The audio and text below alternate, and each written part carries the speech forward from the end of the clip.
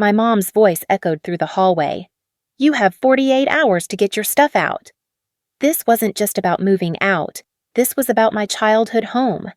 The house I'd been paying the mortgage on for 3 years while living there to care for our aging father. My sister Emma stood behind Mom, smirking. She had no idea what she was about to inherit, because I hadn't just been paying the mortgage, I'd been documenting everything. 48 hours later, when Emma walked through that door, she'd discover the truth. I'm Patricia, and this is the story of how my family's greed became their downfall. It all started 3 years ago when Dad had his first stroke. I was 32 then, climbing the corporate ladder at a tech firm in Seattle, pulling in 6 figures and loving my independence. But when Mom called that Tuesday morning, crying into the phone about Dad collapsing in the garden, everything changed. "Patricia, honey, I don't know what to do. The doctors say he needs constant care, and you know Emma's got her hands full with the twins in Portland." Emma. My older sister by 4 years, who'd always been the golden child. The one who got married at 25, popped out 2 kids by 30, and somehow became the family success story despite never holding down a job for more than 2 years. While I was building my career, Emma was building what Mom called a real life. "What about home care nurses?" I asked, already knowing the answer. "We can't afford that, honey. Your father's insurance barely covers the hospital bills." So I did what the responsible daughter always does. I took a leave of absence, then eventually quit my job entirely and moved back into my childhood bedroom. The same room where I'd dreamed of escaping small-town life, now my prison cell. But here's the thing about taking care of an aging parent. It's expensive. The mortgage on the house was underwater after Dad's medical bills started piling up. Mom had stopped working years ago, claiming her arthritis was too bad, though she seemed fine enough to drive to the casino twice a week with her girlfriends. "Patricia," Dad whispered to me one evening as I helped him with his medication. His speech was still slurred from the stroke, but his mind was sharp. "I'm sorry you had to give up everything for me." "Don't say that, Dad. Family takes care of family." He squeezed my hand with what little strength he had left. "You're a good girl, better than any of us deserve." That's when I made the decision that would change everything. I took over the mortgage payments, all of them. The $2,800 monthly payment that was crushing my parents became my responsibility. I dipped into my savings, liquidated my 401k, and somehow made it work. But I didn't stop there. The house was falling apart after years of deferred maintenance.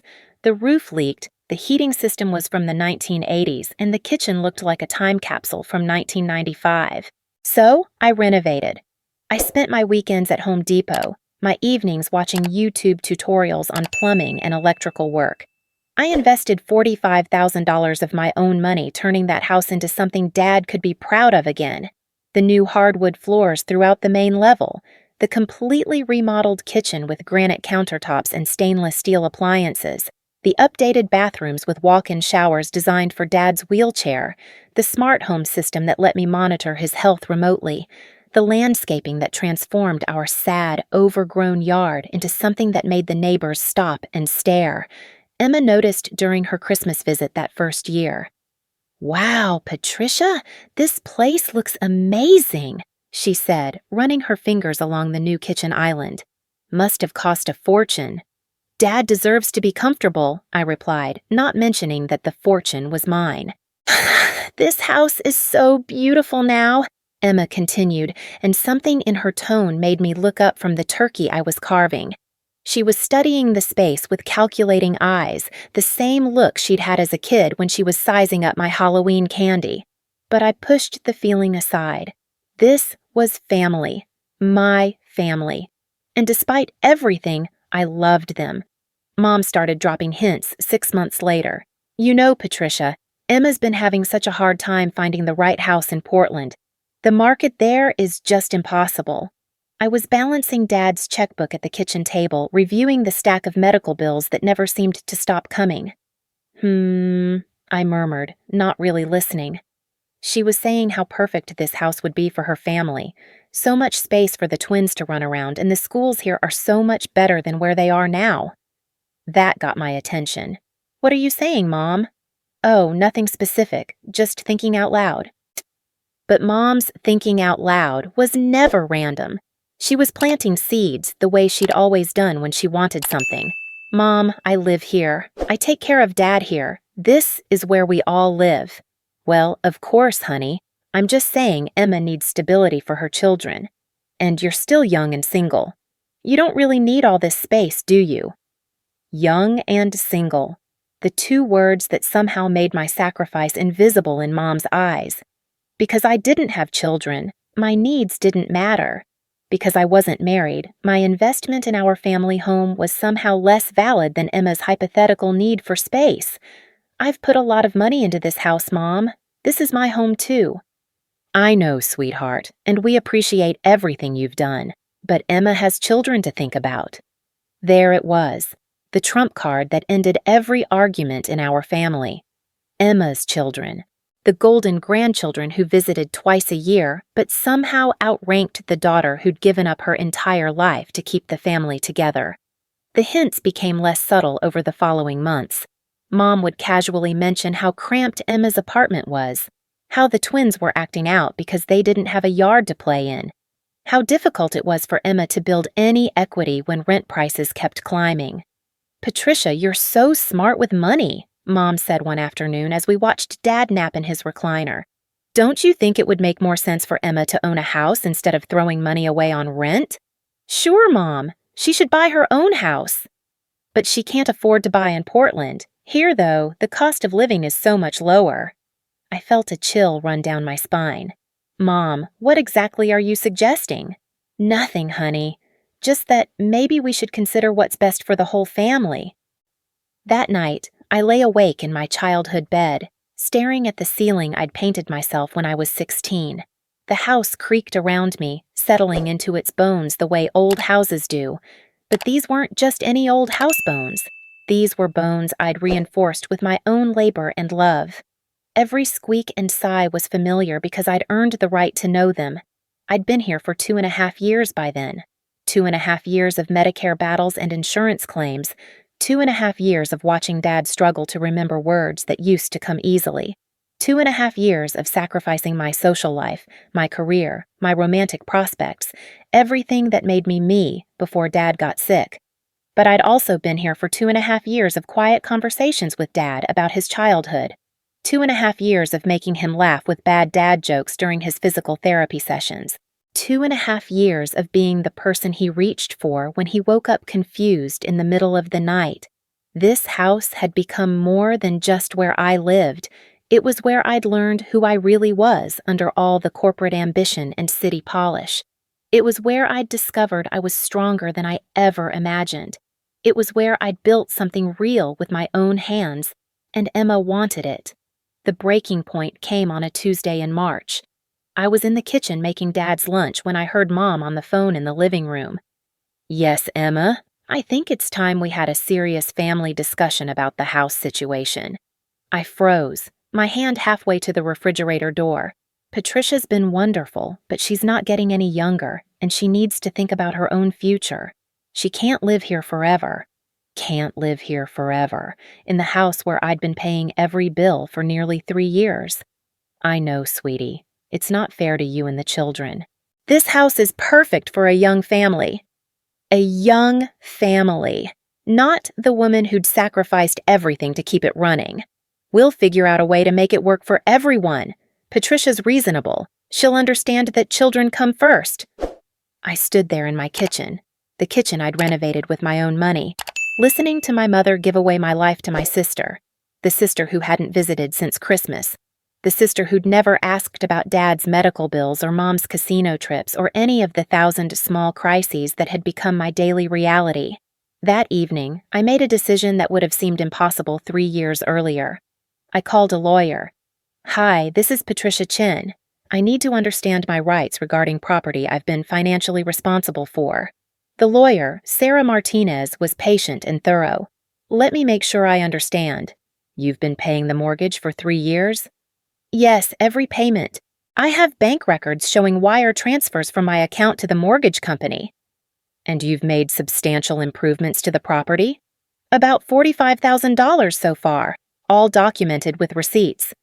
And your name isn't on the deed? No, it's still in my parents' names. There was a pause. Patricia, you may have what's called a constructive trust claim or beneficial interest in the property. You've essentially been acting as the beneficial owner through your financial contributions. What does that mean?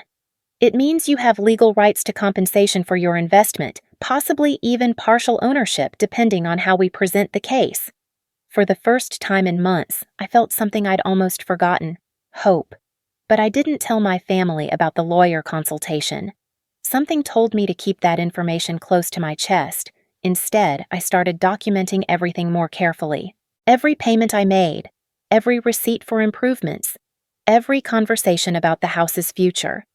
Emma visited 2 weeks later with her husband Mark and the twins. It was supposed to be a casual spring break visit, but I could tell immediately that something was different. Emma kept walking through the house with this proprietary air, pointing out features to Mark like she was giving a house tour. "The kitchen island is perfect for homework time," she told him as the twins ran screaming through the living room. "And imagine Christmas mornings with all this space." Mark nodded along, but I caught him looking at me with what might have been sympathy, or maybe embarrassment. "This bedroom would be perfect for the home office," Emma continued, standing in the doorway of what had been my childhood room and was now my adult sanctuary. "We could finally have a real workspace." My workspace, where I managed Dad's care and handled all the household finances that kept this fantasy possible. That night at dinner, the conversation I'd been dreading finally happened. "Patricia," Mom began, using her let's be reasonable voice, "Emma and Mark have been thinking about making a big change." "Oh?" I kept my voice neutral, cutting Dad's chicken into smaller pieces. "The Portland housing market is just impossible," Emma jumped in. "We've been looking for over a year, and everything decent is either too expensive or gets snatched up before we can even make an offer." "That's tough," I said, though we all knew where this was heading. "So we've been thinking," Mom continued, "maybe it's time to consider a change that would work for everyone." "What kind of change?" Emma leaned forward, her eyes bright with excitement. "We want to move back home, here, to this house." The word home hit me like a physical blow. This was Emma's home for 18 years. It had been my home for 35 years and my financial responsibility for the last 3. "Where would everyone live?" I asked carefully. "Well," Mom said, "we think it might be time for you to consider getting your own place. You're at a good age to really establish your independence." Independence. As if I hadn't been the most independent person in this family for years. "You could get a nice apartment in town," Emma added helpfully. "Something modern and low maintenance, no yard work or repairs to worry about." "What about Dad's care?" "We'd figure it out," Mom said quickly. "Emma's great with medical stuff and she'd be here full time." Emma nodded enthusiastically. "Plus, Mark's job lets him work remotely, so there'd always be someone around." I looked at Dad, who'd been quietly eating his dinner throughout this conversation. His face was carefully neutral, but I could see the tension in his shoulders. "What do you think about all this, Dad?" He set down his fork slowly and looked around the table at his wife and daughters. When his eyes met mine, I saw something that looked like apology. "I think," he said carefully, his words still slightly slurred but determined, "that Patricia has earned the right to make her own decisions about her life." It wasn't the ringing endorsement I'd hoped for, but it wasn't a dismissal either. "Of course she does," Mom said quickly. "We're just suggesting that maybe it's time for a change that works better for everyone." Everyone except me. The visit continued for 3 more days, and it felt like living in a bizarre alternate reality. Emma and Mark discussed renovation plans for rooms I'd already renovated. They talked about which walls they'd remove and which furniture they'd replace. They measured windows for curtains and debated paint colors for walls I'd painted myself. It was like watching someone plan to steal your life while asking you to help them pack it up. The final blow came on Sunday morning. I was in the kitchen making breakfast when I overheard Emma on the phone with someone. "Yeah, we're definitely going to do it," she was saying. "Mom's going to start the paperwork to transfer the deed this week." Transfer the deed? They weren't just asking me to leave. They were making it legal. "No, Patricia doesn't know yet. Mom wants to talk to her after we leave. She thinks it'll be easier that way." Easier. For whom? I know it seems sudden, but honestly, Patricia's been living here like it's her house for so long, I think she's forgotten it's not actually hers. I gripped the edge of the counter so hard my knuckles went white. Forgotten it's not actually mine. The house I'd saved from foreclosure. The house I'd renovated from top to bottom. The house where I'd sacrificed 3 years of my life caring for our father. That afternoon, after Emma's family left in their loaded-down SUV, Mom asked me to sit down for a family discussion. Patricia, honey, I know this is going to be hard to hear. I sat at the kitchen table. My kitchen table, the one I'd picked out and paid for, and waited for my life to be officially dismantled. Emma and Mark have made us a very generous offer. They want to take over all the household expenses and care responsibilities for your father. In exchange for? Well, they'd need the house to be transferred into Emma's name, for tax purposes and to make the financing work. Financing. Emma was going to get a mortgage on a house that I'd been paying for, a house that was no longer underwater because of my payments and improvements. What about everything I've put into this place? Mom's face softened into what she probably thought was maternal sympathy. Sweetheart, we know you've helped out, and we're so grateful, but Emma has children to think about. This house needs to stay in the family. I am family. Of course you are, honey, but Emma's children are the next generation. They need stability. There it was again. The children card. The ultimate trump in every family argument. Mom, I need to think about this. Of course, sweetheart. Take all the time you need. But her tone suggested that all the time I needed was about 48 hours. That night, I called Sarah Martinez again. They want to transfer the house to my sister, I told her, without compensating you for your investment? They seemed to think being allowed to live here for 3 years was compensation enough. Sarah was quiet for a moment. Patricia, I need to ask you something, and I want you to think carefully before you answer. Do you want to fight this? What do you mean? I mean, are you prepared to take legal action against your family? Because that's what it would take to protect your investment. A lawsuit, court proceedings, public records, family relationships that might never recover. I looked around my bedroom, the room I'd painted and furnished and made into a sanctuary, the room where I'd had countless video calls with Dad's doctors and insurance companies, the room where I'd cried myself to sleep more nights than I could count, mourning the life I'd given up. I don't know, I admitted. Think about it, Sarah said gently. But don't take too long. If they transfer that deed, it gets a lot more complicated. I spent the next week in a fog of disbelief and growing anger. Mom acted like nothing had changed, chatting about her plans for the garden and asking if I'd mind picking up Dad's prescriptions. Emma called twice to check in, but really to ask questions about the house systems I'd installed and updated. Where's the manual for the smart thermostat? She asked during one call. I don't think there is one. I programmed it myself. Oh, well, could you write down how it works? Sure, Emma. I'll write down how to operate the thermostat I bought and installed in the house you're taking from me. Patricia, don't be like that. This is what's best for everyone. Everyone except me. You're being dramatic. You'll be fine. You're smart and capable. You don't need us. That was the most honest thing anyone in my family had said to me in years. I didn't need them. They needed me. They'd always needed me. The responsible one. The reliable one. The one who cleaned up messes and paid bills and made sacrifices without complaining. But now that they'd found a way to get everything they wanted without me, I was suddenly expendable.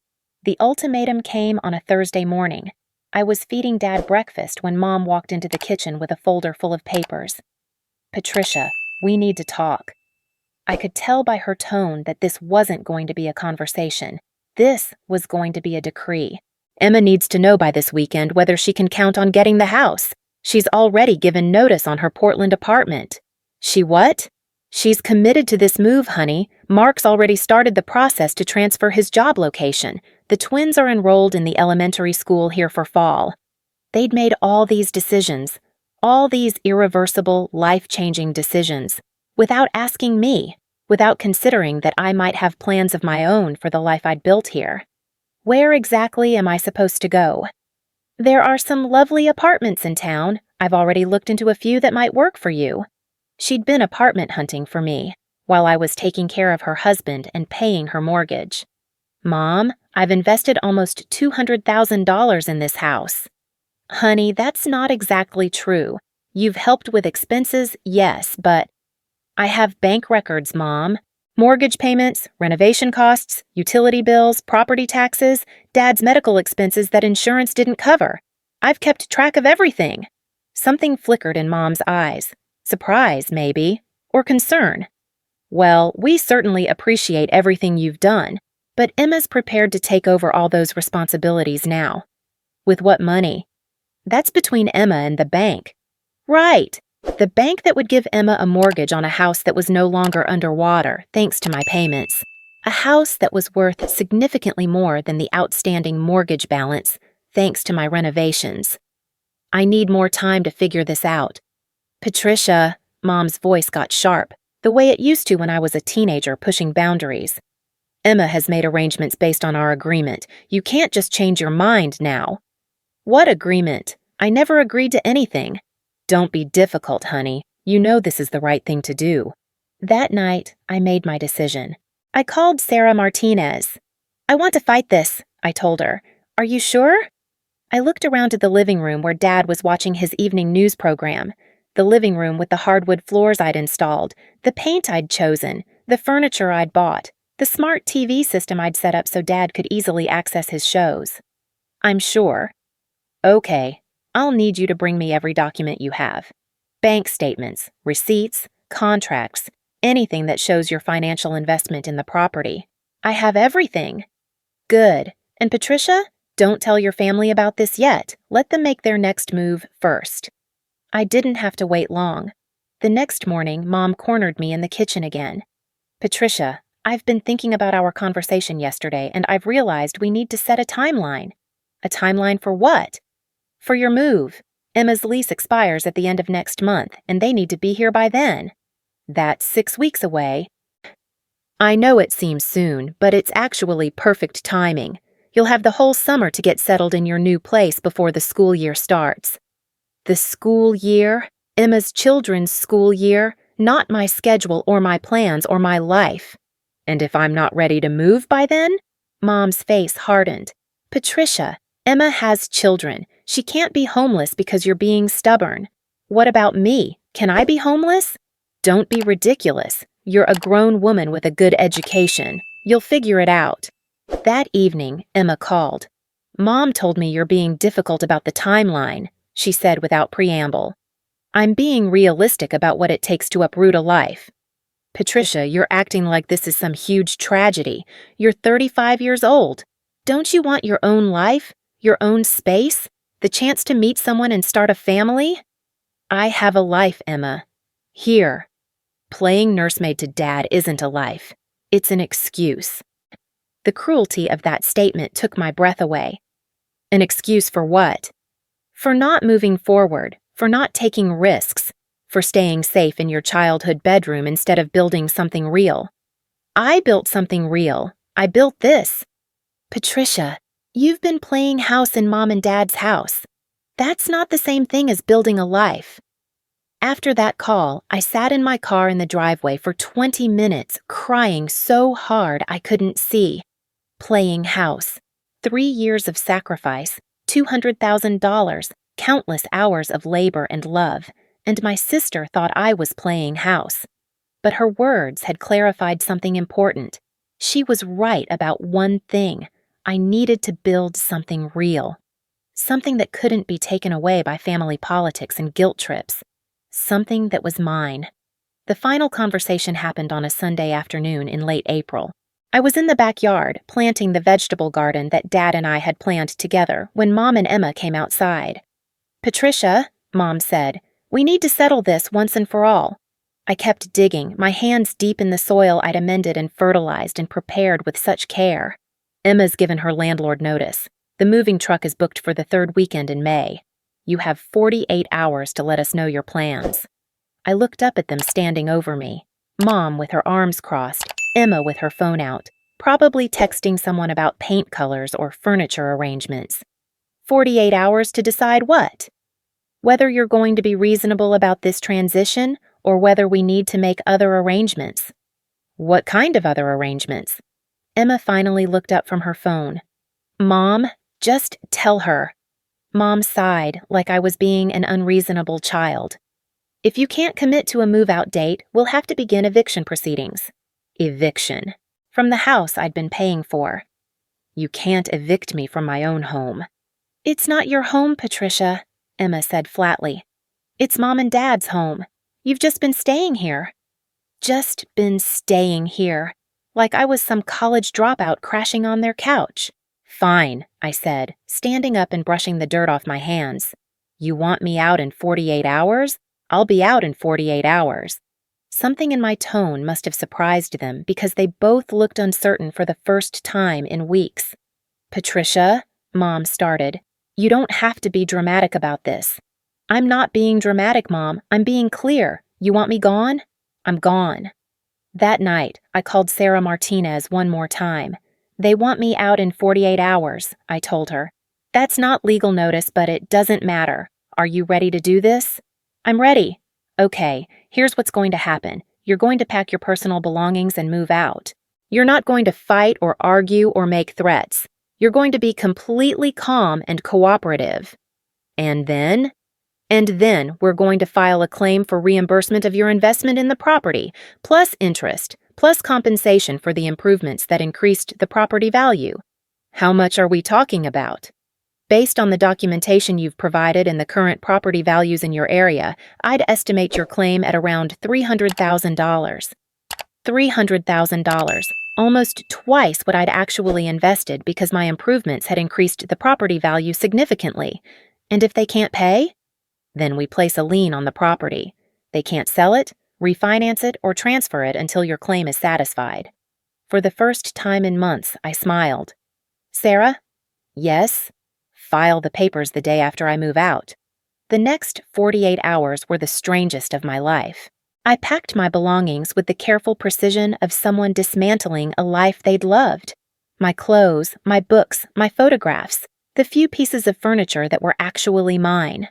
I left everything else exactly as it was. The smart home system I'd installed and programmed, the kitchen appliances I'd chosen and paid for, the custom shelving I'd built in the basement, the garden I'd just finished planting. I left it all. But I took something else with me. Something Emma had no idea existed. 3 years' worth of documentation. Bank statements showing every mortgage payment, receipts for every renovation project, contracts with every contractor, email exchanges with insurance companies, text messages about household expenses. 3 years of evidence that I hadn't just been staying in my parents' house. I'd been running it, funding it, and improving it. On moving day, Emma arrived early with her family and a U-Haul truck. I was loading the last box into my rental car when she approached me. "Patricia, I hope you know this isn't personal." I looked at her standing in the driveway of the house that was about to become hers, her house that she'd never paid a dime for. "Of course it's personal, Emma. Everything about family is personal. I just want you to know that you'll always be welcome here, for holidays and visits and things." Welcome in my own home. How generous. "I appreciate that," I said, and meant it, because in 48 hours when the legal papers were filed, Emma was going to understand exactly how welcome felt. I hugged Dad goodbye on the front porch. He held me tighter than he had in months. "I'm proud of you," he whispered. "For what?" "For being strong enough to leave." As I drove away from the house I'd called home for 35 years, I felt something I hadn't expected. Relief and anticipation. Because in 2 days, Emma was going to walk through the front door of her dream house and discover that dreams sometimes come with a price tag of $300,000. 2 days after I moved out, Sarah Martinez called me at 9 a.m. sharp. "The papers have been filed," she said. "Your family should receive notice of the claim within 48 hours. I was sitting in my temporary furnished apartment, drinking coffee from a paper cup and staring at boxes I hadn't unpacked yet. Everything felt surreal, like I was living someone else's life. What happens now? Now we wait. They'll likely call you first before they call their own lawyer. Family always tries to handle these things internally before they realize how serious it is." She was right. Emma called at 2:47 p.m. on Wednesday. "Patricia, what the hell is this?" Her voice was shrill, panicked. "Mom just got some legal papers saying you're suing us for $300,000. "I'm not suing anyone, Emma. I filed a claim for reimbursement of my investment in the property." "Your investment? Patricia, you lived there. We gave you free room and board for 3 years." The audacity was breathtaking. "Free room and board?" "Emma, I paid the mortgage. I paid for renovations. I have documentation of every penny. You chose to do those things. Nobody forced you. You're right. I chose to save our family home from foreclosure. I chose to create a space where Dad could live comfortably. I chose to sacrifice my career and my savings because I thought I was building something with family." There was silence on the other end. "Emma, are you still there?" "This is insane, Patricia. You can't just demand money because you decided to play house." "Actually, I can, and I have. The legal precedent is called a constructive trust. Look it up." I hung up before she could respond. The next call came from Mom 2 hours later. "Patricia Ann Johnson, you come home right now and explain what this nonsense is about." Patricia Ann Johnson. My full name, deployed like artillery. It hadn't worked when I was 16, and it wasn't going to work now. "There's nothing to explain, Mom. The legal documents are very clear." "This is family business. You don't involve lawyers in family business. It stopped being family business when you decided to steal my house."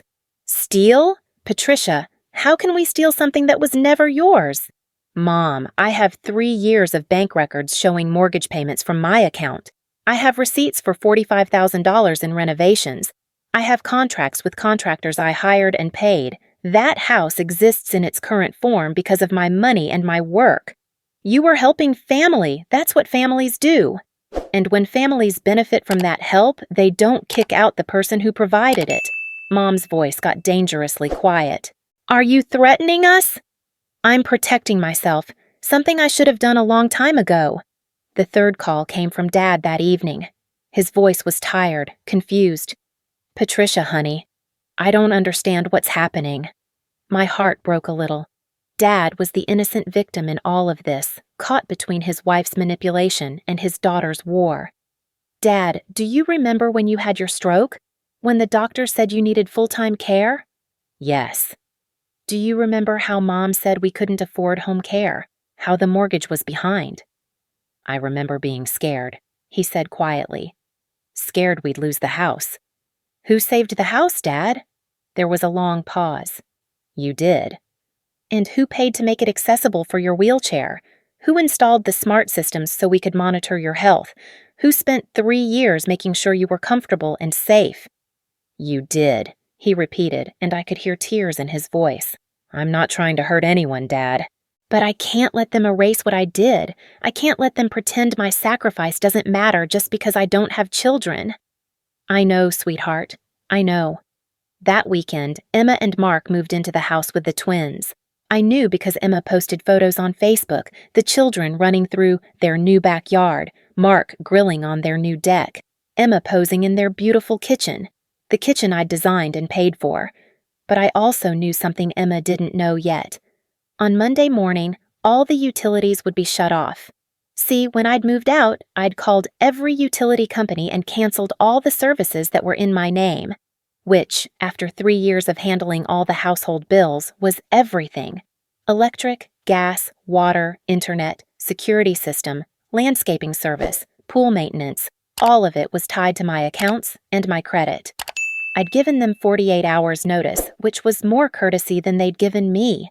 Emma called me Monday at 11 a.m., hysteria creeping into her voice. "Patricia, the power's out. The electric company says the account was canceled." "That's unfortunate." "Don't play dumb. You canceled our electricity." "I canceled my electricity. In my name, paid with my bank account. If you want electricity in your house, you'll need to set up your own account." "How were we supposed to know that?" "The same way every other homeowner knows it, by being responsible for your own utilities." "This is sabotage. This is what happens when you take over someone's house without taking over their responsibilities." She hung up. 20 minutes later, she called back. "The water's off, too." "Yep, gas will probably be next," I had everything scheduled to disconnect today. You can't do this. We have children. Emma, I'm not doing anything to you. I'm simply not paying your bills anymore. You wanted the house? Congratulations. It comes with monthly expenses. You know we're not set up for this yet. Then maybe you should have planned better. That afternoon, Mark called. His voice was careful, diplomatic. Patricia, I think there's been a misunderstanding. No misunderstanding, Mark.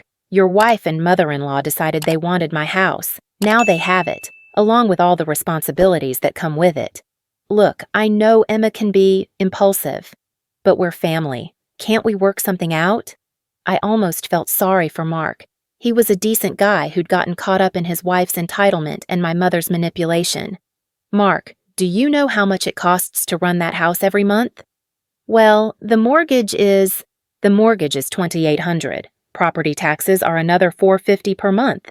Insurance is $320. Utilities average $600 in winter, $400 in summer. The security system is $99. Landscaping is $250. Pool maintenance is $120. That's about $4,200 a month in fixed expenses. Silence. Mark, you still there? We hadn't calculated all of that. Of course you hadn't, because Emma never had to think about any of those things. I handled all of it. So, what are you saying? I'm saying enjoy your new house and your new $4,200 monthly nut.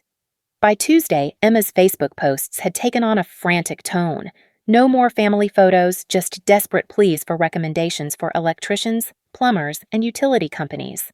Apparently, getting services reconnected wasn't as simple as making a phone call when you had no credit history with the providers and needed everything activated immediately. Wednesday morning, Sarah called with an update. They've hired an attorney, she said. Already? Peterson and Associates. They're going to try to argue that your contributions were gifts, not investments. Gifts? It's a common defense in family property disputes. They'll claim you gave money freely out of love and obligation, with no expectation of return. That's ridiculous. Is it? Patricia, I need to ask you something directly. Did you ever have explicit conversations with your family about being repaid? Did you ever ask them to put your name on the deed? Did you ever formalize any agreement about your investment? I was quiet for a moment, remembering all the times I'd swallowed my concerns to keep the peace. All the times I'd prioritized family harmony over protecting myself. No, I admitted. That's going to make this more complicated, but not impossible. We have strong documentation of your financial contributions and the improvements to the property value. The question is whether we can prove you expected compensation. I expected to be able to live in the house I was paying for. That's good. That's what we'll argue. That your contributions were made with the understanding that the house was your home and that you had a right to continue living there. Thursday evening, Emma showed up at my apartment. She looked terrible. Her hair was unwashed, her clothes wrinkled, and she had dark circles under her eyes that spoke of sleepless nights and mounting panic. Patricia, we need to talk. I almost didn't let her in, but curiosity won out. Nice place, she said, looking around my sparse temporary apartment. It wasn't nice. It was furnished rental furniture and moving boxes in a generic complex 20 minutes from downtown. What do you want, Emma? I want to understand what you're really after here. I'm after compensation for my investment in the property you took. But why now? Why like this? We could have worked something out. When? During the 3 years I was paying all the bills while you lived your life in Portland? During the months you spent planning to take my house without mentioning compensation? Or during the 48 hours you gave me to pack up my life? She sank into the rental couch like her strings had been cut. I didn't know, she said quietly. Didn't know what? How much you'd put into the house. How much it cost to run. How much work you'd done. You didn't know because you didn't ask. You didn't want to know. You're right. She looked up at me with tears in her eyes. I saw what I wanted to see, a beautiful house that seemed perfect for my family.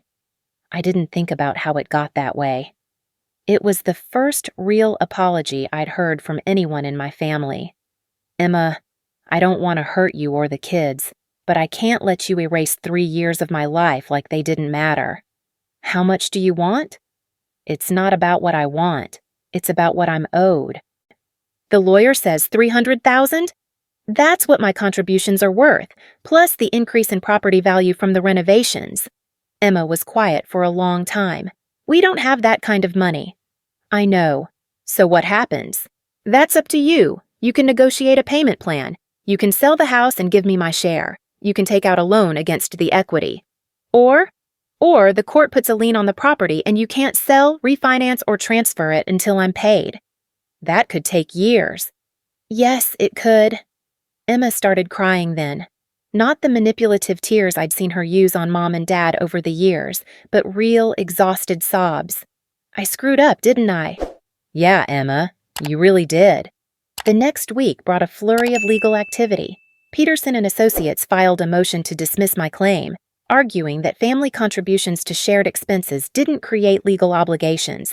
Sarah countered with documentation showing that my contributions went far beyond normal family support and had significantly improved the property value. But the real turning point came when Dad's new caregiver quit. Emma had hired someone to replace me, figuring that professional care couldn't be that expensive. She was wrong. Professional in-home care for someone with Dad's needs cost $4,200 a month. For someone with Emma's budget, that was impossible. Mom called me on a Friday afternoon. Patricia, we need to talk about your father. What about him? The caregiver Emma hired, it's not working out. Why not? It's too expensive. And your father doesn't like her. He keeps asking for you. My heart clenched. I can visit him. He needs more than visits. He needs what you gave him. Which was what, exactly? Mom was quiet for a moment. Love. Patience. Someone who knew him. And we can't afford to replace that. It was the closest Mom had ever come to admitting that my contributions hadn't just been financial. So what are you saying? I'm saying maybe we made a mistake. Maybe. After 3 years of sacrifice and $300,000 in investment, they'd made a maybe mistake. Mom, I need you to be very clear about what you're asking. I'm asking if you'd consider coming back, to help with your father. And live where? Another pause. We could work something out. Like what? Like maybe we could put your name on the deed, recognize your contribution. It was everything I'd wanted to hear 6 months ago, but now it felt too little, too late. Mom, it's not that simple anymore. Because of the lawsuit? Because of the trust. You made it clear that my sacrifice didn't matter, that my investment didn't count, that I was expendable the moment someone else wanted what I'd built. We were thinking about Emma's children, and I was thinking about Dad, about family, about building something together, but you weren't thinking about me at all. That weekend, Mark called with a proposal. What if we sold the house, he said. Split the proceeds fairly? Define fairly. Well, we'd pay off the mortgage, cover the selling costs, and split what's left based on contribution. I did the math in my head. The house was now worth about $480,000. The remaining mortgage was $190,000. After selling costs, that left about $260,000. My $300,000 claim would eat up most of that, leaving Emma's family with almost nothing. Mark, that would give you maybe $20,000. Where would you live? We'd figure it out. Maybe rent for a while, maybe move back to Portland. And Dad? That's the part we haven't figured out. Because they'd never figured out Dad. They'd just assumed I'd always be there to handle the hard parts. The breakthrough came from an unexpected source. Dad himself. He called me on Sunday evening, his speech clearer than it had been in months. Patricia, I need to tell you something. What's that, Dad? I changed my will. I sat up straighter. What do you mean? I mean, I went to see a lawyer, a different lawyer than the one your mother and Emma are using. Dad, what did you do? I left the house to you, all of it. When I die, everything goes to you. I was stunned. Why? Because you earned it. Because you're the only one who took care of it. Because you're the only one who took care of me. What about Mom? What about Emma? Your mother will be fine. She's got her pension and Social Security. Emma's got her husband and her career. But you gave up everything for this family. It's time this family gave something back to you. Dad, they're going to be furious. Let them be furious. I'm done pretending that sacrifice doesn't matter. I'm done letting them take advantage of your love. That night, I called Sarah and told her about Dad's will. That changes everything, she said. If your father passes away, you become the sole owner of the property, and their claims become irrelevant. That feels horrible, like I'm waiting for my father to die. You're not waiting for anything, Patricia. You're just accepting that your father recognizes the value of what you've done. What do I do now? Now you decide what kind of ending you want to this story. I spent the next week thinking about that question. What kind of ending did I want? I could push the lawsuit to completion and force them to pay me or lose the house. I could wait for Dad to pass away and inherit everything, leaving Mom and Emma with nothing. I could walk away from all of it and build a new life somewhere else. Or I could try to salvage what was left of my family. On Friday, I called Emma. I want to make you an offer, I said. I'm listening. I'll withdraw the lawsuit. You can keep the house. What's the catch? 3 conditions. First, you pay me back for my initial investment. The money I put into the down payment and renovations. That's about $150,000. That's still a lot of money. It's half of what you owe me. Second, I get to live in the house whenever I want to visit Dad. The basement apartment becomes mine. What's the third condition? You acknowledge publicly that I saved the house. That I made it possible for you to live there. No more pretending I was just a house guest. Emma was quiet for a long time. How would we pay you back? Payment plan, $1,500 a month until it's paid off. That's actually manageable. Emma, this is the best offer you're going to get. Take it or I'll see you in court. I need to talk to Mark and Mom. You have 24 hours. Emma called me back that evening. We accept, she said. All 3 conditions? All 3 conditions. 3 weeks later, I was back in my childhood home. Not as the invisible caretaker, but as a co-owner with rights and recognition. Emma had posted a long Facebook message acknowledging my contributions to the house and thanking me for my sacrifice. It wasn't everything I'd lost, but it was enough. Dad was thrilled to have me back, even if it was just on weekends and holidays. Mom was polite but distant, still processing the reality that her manipulation had consequences. Emma was learning to manage household expenses and beginning to understand the weight of the responsibilities I'd carried alone for 3 years. And me? I was learning to set boundaries, to value my own contributions, to stop sacrificing myself on the altar of family peace. The house looked exactly the same, but everything felt different. I had my own space in the basement apartment I'd renovated. I had a legal agreement protecting my interests. Most importantly, I had the knowledge that I'd fought for myself and won. One evening, as I was tucking Dad into bed, he grabbed my hand. "I'm proud of you," he said, "for coming back, for leaving, for standing up for yourself, for showing all of us what backbone looks like." I kissed his forehead. I learned from the best. No, sweetheart, you taught yourself. That's what makes you stronger than the rest of us. As I walked through the house that night, the house I'd saved and improved and fought for, I realized something important. This wasn't just about money or property or family politics. This was about learning to value myself as much as I valued everyone else. And that lesson was worth every penny I'd spent, every tear I'd cried, and every sleepless night I'd endured. Because in the end, I hadn't just saved our family home. I'd saved myself,